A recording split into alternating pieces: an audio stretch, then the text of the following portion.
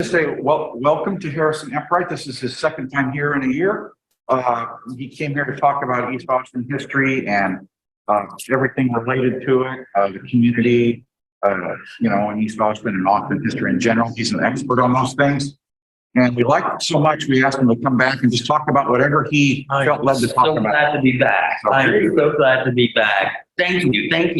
And I'm so glad to be back in this space. This was the church home for St. James Episcopal Church from 1970 until 2007. So that's quite a long time, 37 years. And I was confirmed an Episcopalian in 1974. It was here at St. James Church, right about here, where the altar was. It was a little platform, exactly. A little platform here, and the bishop came and laid hands on me and about a few others, maybe about 16 others of us. In fact, the confirmation ceremony, as we call it when you become an Episcopalian, confirmed, was June 16th, 1974. And at St. James Church, it's a tradition at St. James Episcopal Church, and it's a tradition at many other Episcopal churches, but to come to the altar for a blessing, for a birthday blessing. Also, we do it for anniversaries, and it could be a wedding anniversary, it can be an employment anniversary.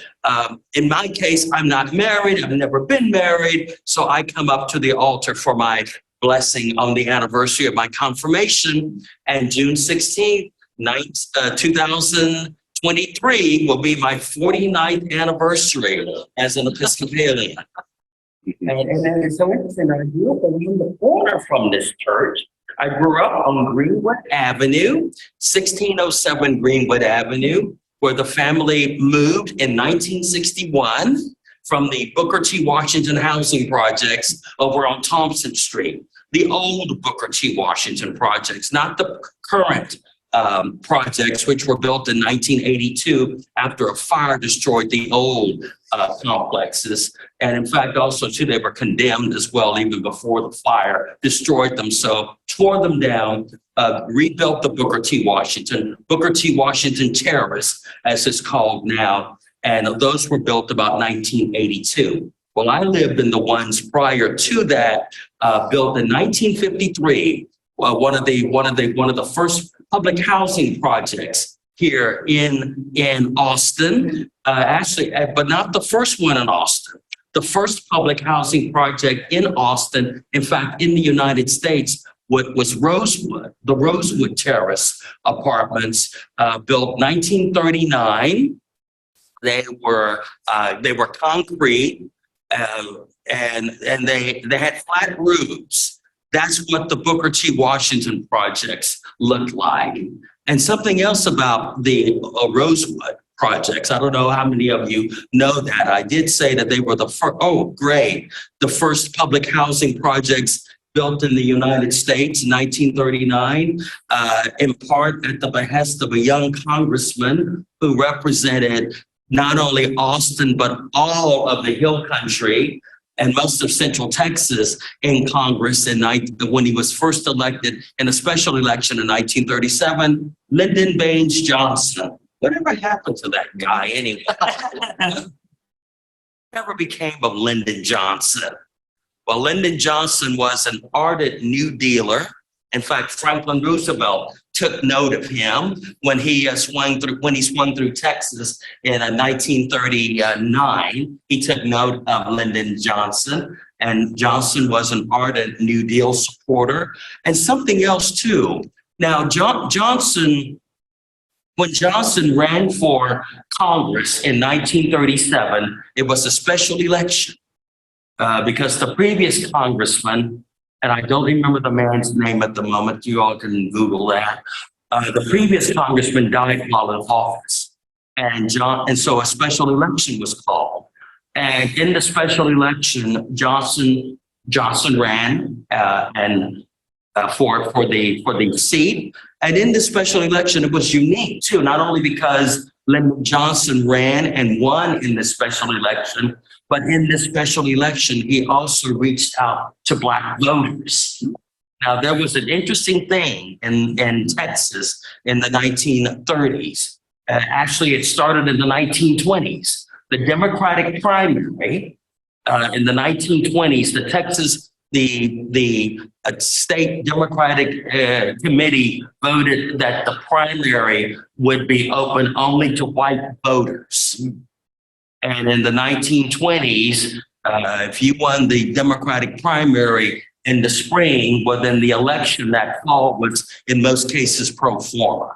It was a one party state, kind of almost that way today, a one party state, but the other party now. Well, the party rules were flipped back in those days. The Democratic Party representing the party of the Confederacy and the Old South, and the Republican Party, the party of Lincoln. People didn't want to be part of that party at all. Most blacks were members who could vote, were members of the Republican Party back in those days. In fact, my grandfather, my late grandfather, David, of whom I'm named in part for him, was an ardent Republican until the day he died in 1968. And he loved Eisenhower. Whereas the country liked Ike, he loved Eisenhower, and did not trust Kennedy because Kennedy was a Democrat and Kennedy was the C word. And I don't know how many of you all remember that Kennedy's Catholicism became such an issue that he had to address that among the Southern Baptists meeting in Houston in 1960, and had to assure them that Kennedy swore allegiance to the Constitution, that he would serve the people of the United States and not take his marching orders from the Pope. I mean, just that recently, the feelings against Roman Catholics, because of the religion, were just plain old fashioned prejudice. But anyway, Lyndon Johnson, what happened with this, with the primaries back in the 1920s, the Democrats voted in Texas that blacks could not vote in the primary. They could still vote in the general election in November. Well, there was but it did not apply to special elections. Special elections were so rare that blacks could turn out and vote. They were eligible to vote in special elections. Now, that rule regarding blacks not being able to vote in the primaries was challenged here in Texas. And it was a black doctor out in El Paso who challenged that rule in the 1920s, and it went to the Supreme Court, the U.S. Supreme Court, and the U.S. Supreme Court ruled that the Texas Democratic primary was unconstitutional the way it was. And so in other states, in the meantime, prior to this, other southern states went ahead and they adopted similar measures, barring blacks from voting in the Democratic primaries. Well, that was declared unconstitutional by the Supreme Court in 1927. So then the legislature got together and they decided to make the Democratic Party a state agency. Oh, yes. Yes. The executive committee became a state agency. And once again, they imposed the ban on blacks voting in the spring primary. What about in primaries for the Republican Party? The Republican Party, blacks could vote, but For the primaries? in the primaries, blacks could vote. But the Republicans, they pretty well took the black vote for granted. In fact, they really weren't courting the black vote. They were really trying to ingratiate themselves with the Texas population and then the population of voters in general throughout the South. And so they really took the black vote for granted, and some of them even campaigned against. They discouraged blacks from coming out and voting in some cases. It was quite an interesting thing. And most blacks who could vote, whether they were North or South, voted Republican. Republican Party in the North was not as discriminatory as it was in the South, even then. And no surprise that when the first, there were no blacks in Congress from 1901, when Representative George White from South Carolina left Congress in 1901, and he was a Republican, until 1928, when Oscar DePriest was elected to Congress from Chicago, the South side of Chicago. Oscar DePriest was a Republican and the only Black person in the U.S. House of Representatives, the only Black. And as far as Black America was concerned, he was the representative for all Black Americans. What year was that? 1928, when Oscar DePriest was first elected to Congress from the South side of Chicago, the first congressional district. And that has been represented by Blacks ever since Oscar DePriest was elected in 1928. But Oscar DePriest was the only Black Republican who's ever represented the first congressional district in Illinois. That's right. Oscar DePriest he won twice, but he was defeated. He won in 1930, but 1932, the year Franklin Roosevelt came to power, he was defeated. He was defeated by, I think his name was George Mitchell, defeated him. And so that district has been represented by Democrats ever since that election of 1932. But anyway, back to this, to Blacks being able to vote in the special election. Lyndon Johnson, knowing that, made appeals to Blacks to turn out to vote. And the results were that, well, Lyndon Johnson was not only a New Dealer, but he also compromised and tried to get Blacks on to his campaigns whenever he could. And a woman named Lady Bird Johnson, she managed his campaign office. He managed his campaign office over at the Stephen F. Austin Hotel. That's right. The Driscoll Hotel was very, very high in the Johnsons' esteem because Lyndon Johnson courted Lady Bird Johnson at the Driscoll Hotel. I don't know if you all know that story, but yes, took Lady Bird to the Driscoll to the cafe, proposed to her first date. She said, first date? Oh, yes. Oh, yeah. He was a man on the move. Made his moves. Well, she said no. And so then there was another date sometime later. And again, he popped the question. She said, no, I don't know you. So some time passed. There was a third date. Again, he proposed to her. I'll think about it. And she took her time thinking about it. And it was known. I mean, she made it known through others some years later. I think like Liz Carpenter said that it wasn't like she was exactly waiting for Lyndon Johnson. She was getting around. She knew she had credentials, the qualifications. She had money. She came from money. Lyndon was a poor man. Yeah, she came from money, so she could take her time, but she decided to go ahead and marry this man, and the rest is history. She ran his campaign office for that special election. I think even bankrolled the campaign office too. I think, and she was a very important person in Lyndon Johnson's life. Yeah. And it's thanks to Lady Bird, in fact, that the Driscoll Hotel in Park was saved from demolition. That's for another talk. but still, it figures even in my history of East Austin and in my personal history as well.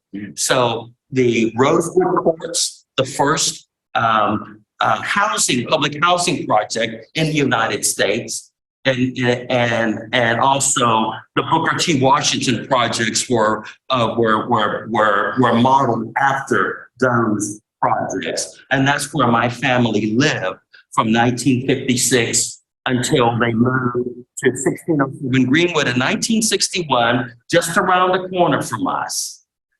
And it was in 1970 that St. James moved into this. Actually, St. James purchased this property in 1959. St. James Church was originally located at East 7th and Chalmers in East Austin, that would be just the southwest corner, just off the campus of what was then Tillotson College, now Houston Tillotson University.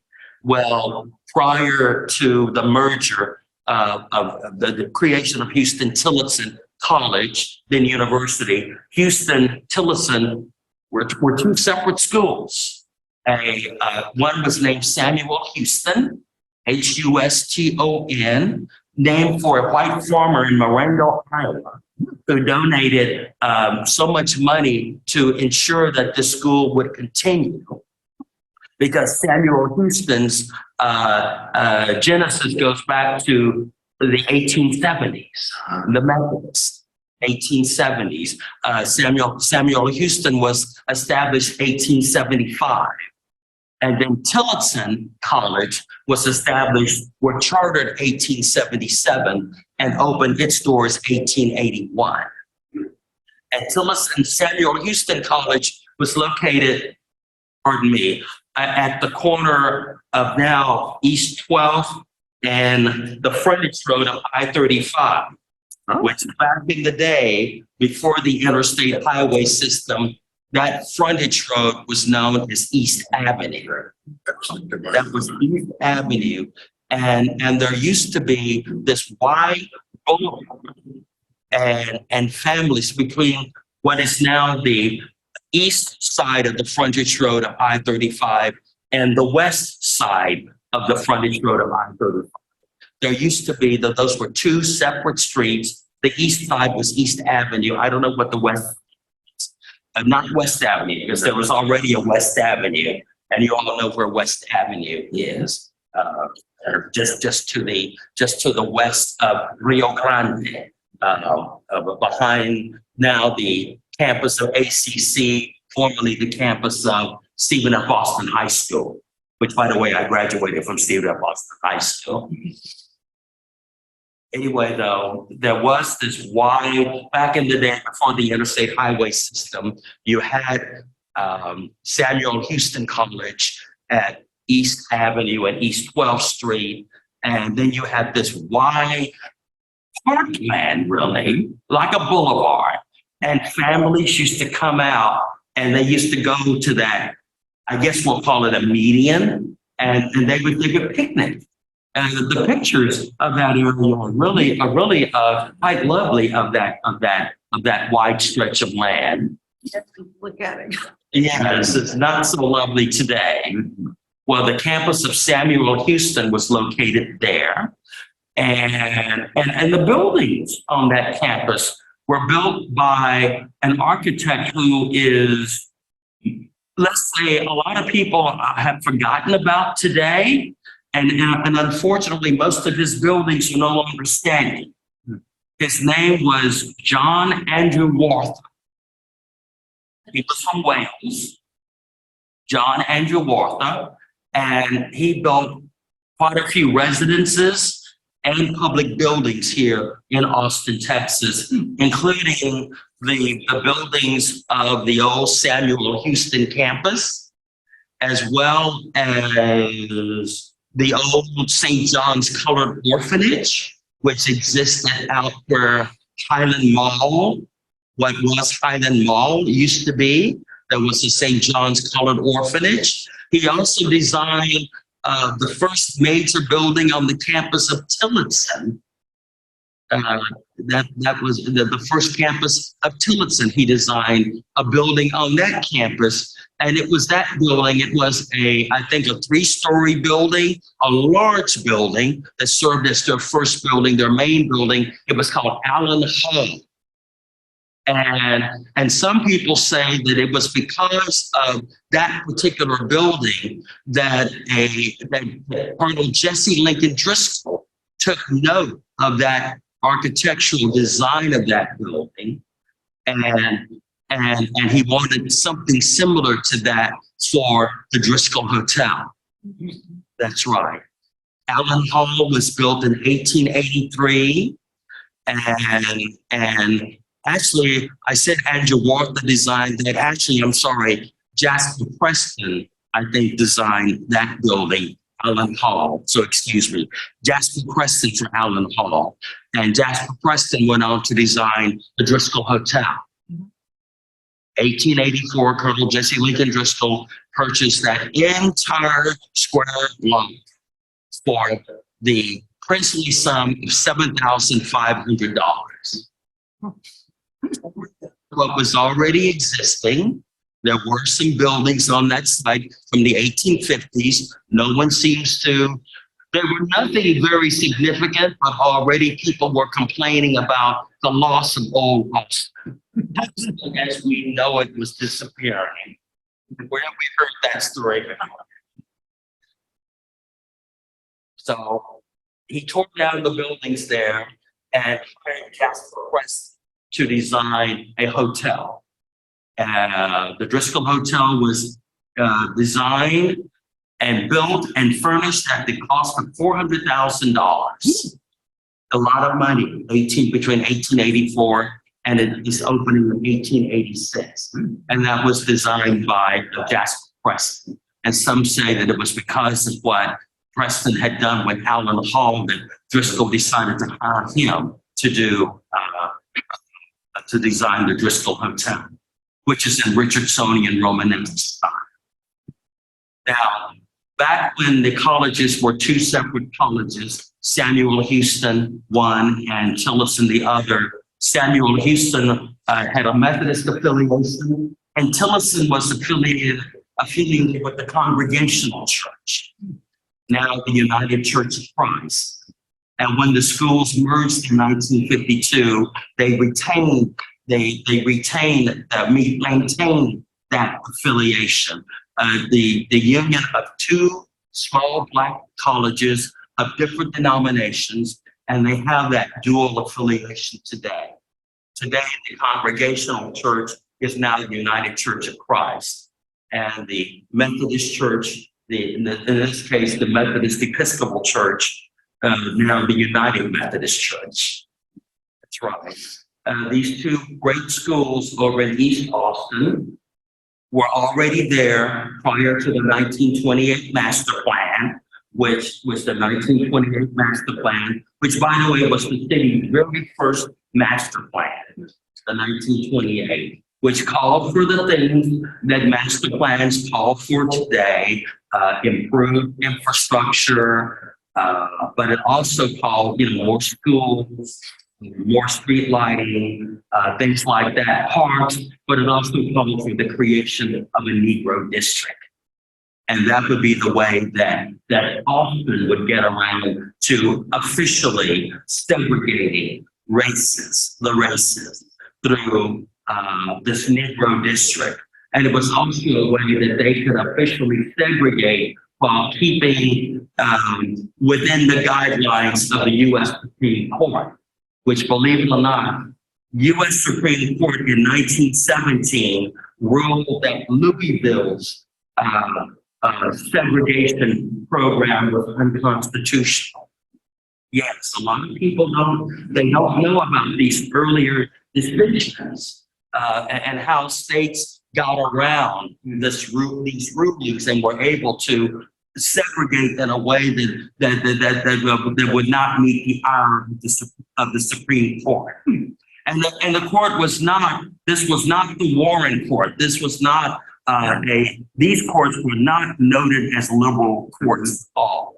But they did make some significant rulings. And there are a lot of things that the courts did overlook too, when let's say these decisions were challenged and the courts would refuse to hear these decisions. But things were changing. In other words, there were the Warren court, or let's say the Brown versus Board of Education decision, did not just happen out of the blue. There were little things that were brewing towards that and also too, the national policies were changing. Presidents like Franklin Roosevelt and Harry Truman, just to name a few. So things were changing. But anyway, and Lyndon Johnson, back to Johnson in 37, this special election, which he reached out to Black voters. Johnson won, and Johnson lobbied for public housing.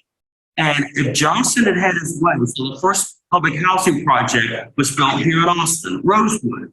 And if Lyndon Johnson had had his way, that project would have been racially integrated. But that was over in East Austin, the Negro district, and the city folks, people like Mayor Tom Miller, our longest serving mayor, for whom Tom Miller Dam is named for. And then other city leaders said, no, we can't have this. So Rosewood opened in 1939 as a project for Black Austinites. And that was followed in 1940 by Santa Rita for Mexican Americans and Chalmers Court for white Austinites, Chalmers and Santa Rita for Mexican Austinites. The oldest public housing projects. Go ahead, sir. A district designated for Mexican Americans? What happened with Mexican Americans is that, see, prior to the 1928 master plan, Blacks lived all over Austin. Mostly lived in communities that were called freedmen's communities or freedom towns. We know about Clarksville, perhaps known Black community here in Austin, which is in the National Register of Historic Districts. And Clarksville originally was outside of Austin's city limits when Clarksville was established. Well, there were other freedmen's communities, including along Red River Street. There was a freedmen's community. And you go to East 11th and Red River. That's the headquarters for the Austin Symphony Orchestra.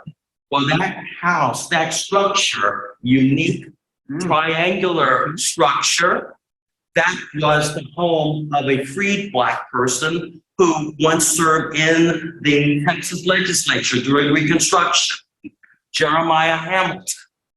That is the Jeremiah Hamilton House. And that structure once was part of a freedmen's community that existed downtown. And there were other freedmen's communities like Wheatville. That's right. Yeah, Wheatville Co-op. Well, there was the community called Wheatville, just west or just north of the Neil Cochran House. So just north of West 24th Street, still west of the campus of the university, the western boundary being what's now North Lamar Boulevard. Well, anyway, and Jacob Fontaine, the Reverend Jacob Fontaine, founder of several. Jacob Fontaine's history goes back to the days of the Republic, because he came with William Fontaine, who was a United Methodist minister, and William Fontaine was the secretary of Mirabeau B. Lamar, the man responsible for Austin being the capital and not Houston being the capital. I'll have to tell you all that story. I'm not sure you already know that story, but I'll tell you that at a later time. So please invite me back. So other groups, did they kind of do the same? So there would be like, there's these free towns. And they've been doing the same for similarly. There was a large German population, actually below East 9th and Red River Street, all the way down south to the river. A large German population. In fact, the German Free School was at East 8th and Red River, founded by Germans about 1858, the German Free School, a public school here, primarily to educate German Austinites. Yeah, so they were unassimilated, if you will, or ethnic Germans, ethnic Polish, Swedish people as well. The Palms, Savante Palm School. Do you know that Go Valley over in East Austin? That's actually a Swedish name. Go Valley. Good land. But a lot of people today, well, we grew up seeing Go Valley. A lot of people who live over there say Go Valley because of the spelling. Valley, V-A-L-D-E, Go Valley. But no, that was originally a Swedish community over here. So, and that came later. That came later. So yes, Mexican Austinites. There was a large Mexican community down around Republic Square Park. That's right. And it was right there in downtown Austin, and it abutted another Black community that was located in that area, just to the west of there. There was a pecan shelling plant in that area, and there were a lot of, and they employed mostly Mexican Americans. There was a large Mexican American neighborhood in that area, and Our Lady of Guadalupe Catholic Church started in that area. The first Roman Catholic Church to minister to the needs of Mexican Austinites. And so you had a lot of different ethnic communities. You once had a Jewish community along, let's say, Shoal Creek Boulevard, or let's say, okay, you know where the Episcopal Seminary is? In that area, there was once a large number of Jews who lived in that area. And of course, Jewish Austinites all over the city. Yeah, also in East Austin. There was a large Lebanese community here as well. And especially like between, well, all over the city again. So you had ethnic enclaves all over the city of Austin. But it was easier, of course, for Swedish, Polish, Czechs, frankly, anybody who was non-Black. It was much easier for them to assimilate. And so they faced less discrimination as they became more, quote, American or more white. You know, and we have to remember there was a time when Italians were not considered white people.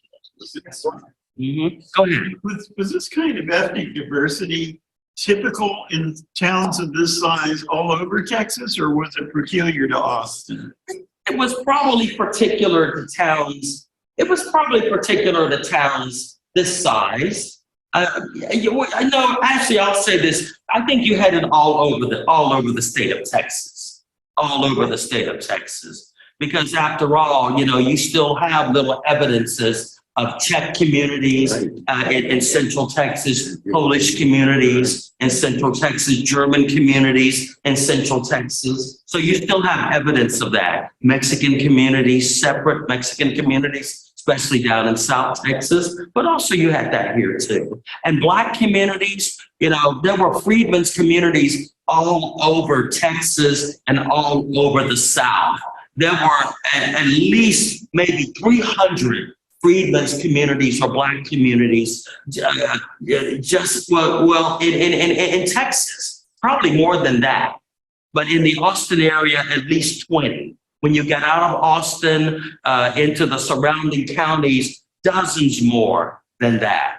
My great grandfather, William Epright, grew up in Park Springs, a Black community in Travis County. The Park Springs Baptist Church remains in that community, and there's still a Park Springs Cemetery. And my great grandfather, William Anderson Epright, is buried in Park Springs. In fact, he and the Parks are related. There were a number of the Parks, the Alexanders, the Cullens, long old roots here in Austin. Black families, the Murchisons, Mahala Murchison, the first documented Black person to be brought to Austin in 1839. She was only 2 years old and she was owned by the Murchison family. And she started a line. So black Murchisons and white Murchisons are related. For that matter, black Eprights and white Eprights are related as well. Now you have a lot of that. In fact, you've heard of Pilot Knob, okay, which is, as you all know, is an extinct volcano. Pilot Knob is an extinct volcano. Well, there is a family out there, the Collins family, who owned quite a bit of land out in Pilot Knob, and their descendants still own quite a bit of property out there in Pilot Knob. That's right. Yeah, speaking about that being an extinct volcano, Austin has an estimated 11 extinct volcanoes. Which also explains the terrain of Austin as well.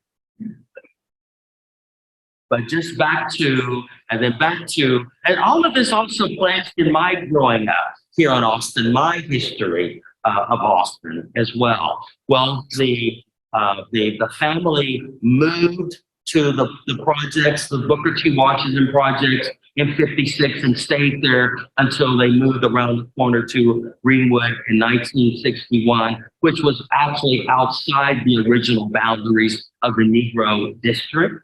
The original boundaries of the Negro District was, the original boundaries were Manor Road on the north, Loop 111 on the east, better known as Airport Boulevard, East 7th Street on the south, and East Avenue on the west. About 6 square miles, the original boundaries of the Negro District. And there were whites living over here, whites living in the Negro, what became the Negro District. There were some Mexican Americans, like I said, Jews, Lebanese, Germans. That's right. Well, in order for, like I said, and of course, blacks live all over the city, but obviously with the presence of Samuel Houston College and Tillotson College, there was a black presence over here in East Austin. And blacks were forced to move east after the 1928 master plan. They were forced to move east. If you chose to stay in your neighborhoods, well, then your electricity could be turned, or you were denied running water. In fact, Clarksville itself did not have running water until 1940. And already Clarksville was surrounded by affluent neighborhoods. But the black residents could not send their kids to the schools. They had to go to a school in a black neighborhood, or else take their kids across town to East Austin where there were schools. And there were some black schools already here in East Austin as well. It must have been quite interesting that time when before there was official, sanctioned segregation, where you had these neighborhoods where people live maybe not side by side, but within a stone's throw of one another. And that must have been fascinating. Go ahead. So how long did this process, I guess you'd call ethnic cleansing almost, how long did that process last before they had everybody corralled into one district?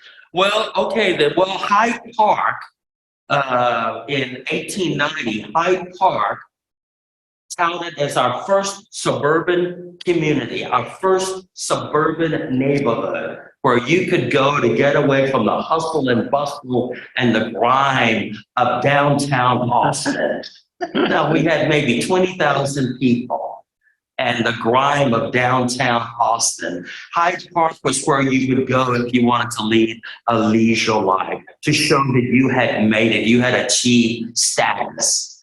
And how did Hyde Park get its name? Some said that it was named for Hyde Park in London, to give it that certain cachet. Some others say that it was named for Hyde Park in New York, the home of the Roosevelts and other prominent New Yorker families, the Knickerbockers, yes, they call New Yorkers, of a certain class. So they had these great ideas for Hyde Park. Monroe Scheidt was one of the founders of Hyde Park. There is a park named for him, Hyde Park. And his house is still standing, by the way, his house. Well, Hyde Park was overpriced and it never became that exclusive area for Austinites who were, seeking status or who could show that they had arrived. So Hyde Park was scaled back and became a place where you had a lot of homes for working class white people, like the bungalow style or craftsman style houses. But Hyde Park, it was stated that one of the drawing points of Hyde Park, it was stated no Negroes would be allowed to live in Hyde Park. No Negroes. It's part of the covenant. Yes, exactly. Restrictive covenants. No Negroes allowed to live in Hyde Park. And this was stated in the advertisements also. Yeah. Go back to read the Austin American Statesman, go through the archives, and you'll see this. You'll see this. Well, it happened that blacks blacks could stay in their communities. There were blacks who were moving east to the 1928 master plan.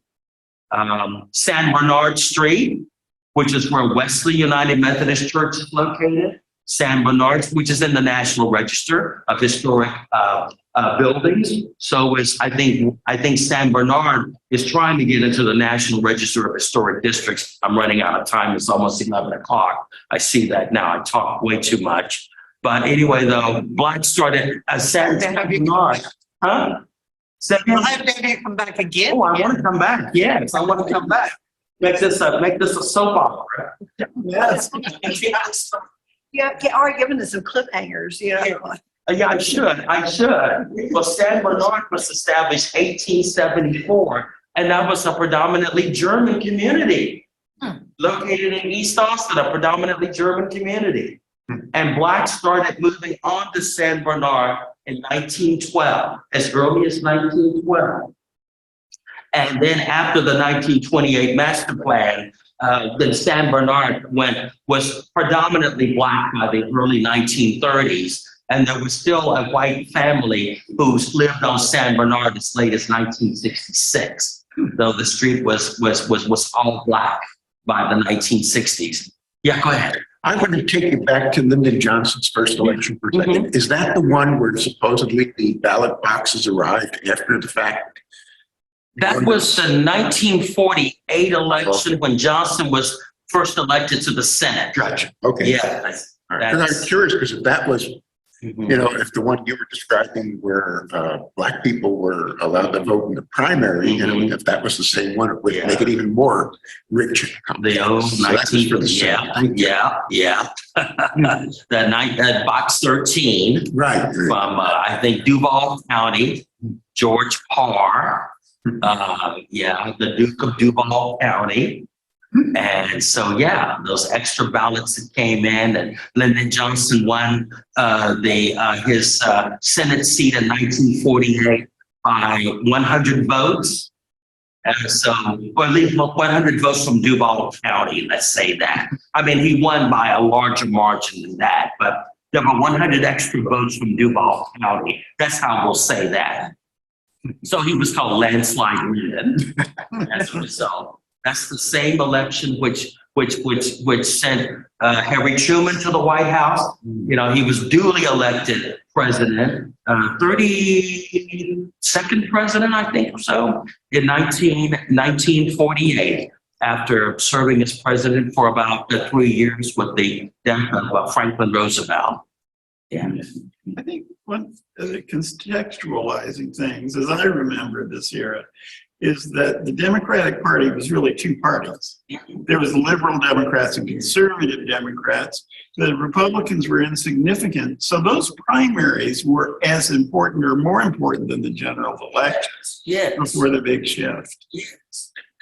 So too, yes, you had those You had those Democrats too that wanted to keep things as they were, that resisted integration or attempted integration. And then you had those Democrats who wanted, let's go full speed ahead and integration. Ralph Yarborough was one of those times.